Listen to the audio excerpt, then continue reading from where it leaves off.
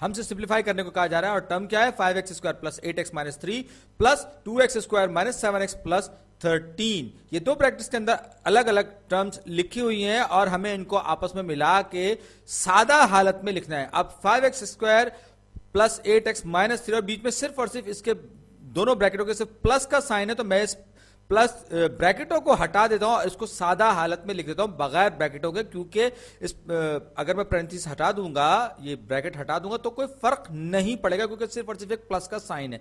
तो ये हो जाएगा 5x² plus 8x minus 3 plus, अब ये पैरेंथेसिस खत्म होगा 2x²। अगर यहां पे नेगेटिव साइन होता तो फिर वो पूरा का पूरा नेगेटिव डिस्ट्रीब्यूट हो जाता, लेकिन यहां पे प्लस साइन है लिहाजा कोई फर्क नहीं पड़ेगा। 2x² minus 7x plus 13x। अब जैसा कि हमने पिछली वीडियो में किया था, हमें ये जो लाइक टर्म्स, एक दूसरे से मिलती जुलती टर्म्स है, जैसे कि यहां पर x² है, बिल्कुल वैसी x² वाली दूसरी टर्म हमें तलाश करनी है, 5x² और 2x²। ये दो टर्म्स यहां पर मौजूद है जिनमें के x की पावर 2 है या x², तो ये आपस में जमा होकर 7x² हो जाएगा। अब हमें x की पावर 1 वाली टर्म्स तलाश करनी है, 8x एक टर्म, नेगेटिव 7x दूसरी टर्म और प्लस 13x तीसरी टर्म।